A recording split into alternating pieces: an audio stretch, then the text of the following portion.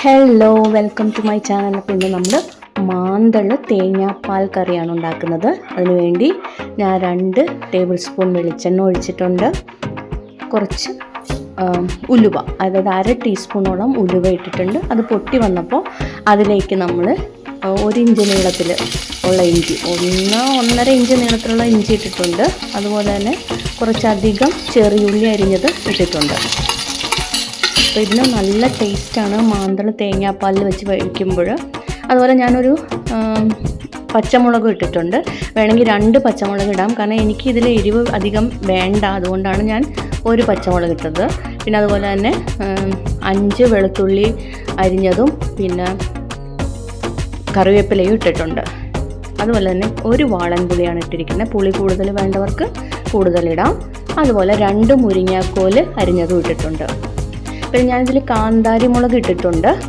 അപ്പോൾ അതായത് തക്കാളി, 1 മീഡിയം സൈസ് തക്കാളി അരച്ചതാണ്. ഞാനിപ്പോൾ ഇതിൽ കാന്താരി മുളക് ഇട്ടിട്ടുണ്ടെന്ന് പറഞ്ഞല്ലോ, അത് പക്ഷേ ഞാൻ കയ്യിലിരുന്ന കാന്താരി അങ്ങനെ തന്നെ ഇട്ടിരിക്കുന്നതാണ്, അരിഞ്ഞിട്ട് പോലുമില്ല, അങ്ങനെ ഇട്ടതാണ്. അതുപോലെ തന്നെ മല്ലിപ്പൊടി 1 ടീസ്പൂൺ ഇടാം.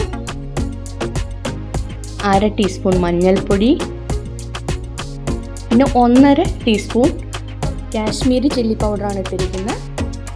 എനിക്കധികം എരിവ് വേണ്ട, അതുകൊണ്ട്. പിന്നെ ഉപ്പും ആഡ് ചെയ്തിട്ടുണ്ട്. അപ്പോൾ ഈ ഉപ്പ് പിങ്ക് സോൾട്ടാണ്, അതിൽ ഇച്ചിരി മഞ്ഞൾപ്പൊടി മിക്സായി പോയതുകൊണ്ടാണ് ആ കളറ്. പിന്നെ അത് നന്നായിട്ട് ഇളക്കുക. അതൊന്ന് വഴന്ന് വരുമ്പോൾ നമുക്കതിലേക്ക് 2ാം പാല് ആഡ് ചെയ്യാം. എന്നിട്ട് ഇതൊന്ന് തിളച്ച് വരുമ്പോൾ നമുക്ക് മഞ്ഞളും ഉപ്പും പുരട്ടി വെച്ച മാന്തൾ അതിലേക്ക് ഇട്ട് കൊടുക്കാം.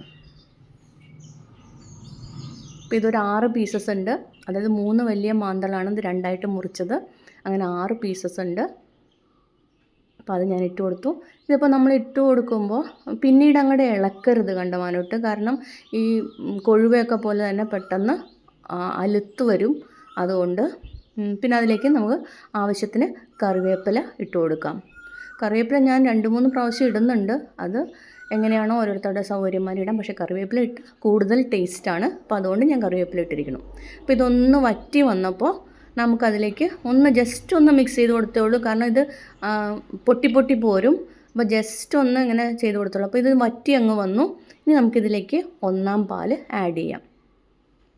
1ാം പാൽ ആഡ് ചെയ്ത് കഴിഞ്ഞിട്ടുണ്ടെങ്കിൽ പിന്നെ നമ്മൾ അധികം ഇട്ട് തിളപ്പിക്കരുത്. ജസ്റ്റ് ഒരു 20 സെക്കൻഡ് വെച്ചിട്ട് നമ്മൾ ഓഫ് ചെയ്യാം. അല്ലെ തന്നെ ഈ ചട്ടിയിലിരുന്ന് തന്നെ ഒന്ന് തിള വരും, കാരണം ചട്ടിക്ക് നല്ല ചൂടായിരിക്കുമല്ലോ. ഇനി ഞാൻ വീണ്ടും കുറച്ച് കറിവേപ്പില തിരുമ്മിയിട്ടിട്ടുണ്ട്. അതുപോലെ തന്നെ ഒരു ചെറിയ സ്പൂൺ എണ്ണ ഒഴിച്ചിട്ടുണ്ട്. ഇതൊക്കെ ഓപ്ഷണലാണ്, വേണമെങ്കിൽ ഇടാം, കാരണം ഓൾറെഡി ആദ്യമേ ഇട്ടതാണല്ലോ. അപ്പോൾ നമ്മുടെ കറി റെഡിയായി. എല്ലാവർക്കും ഇഷ്ടപ്പെട്ടെന്ന് വിചാരിക്കുന്നു. Thank you for watching.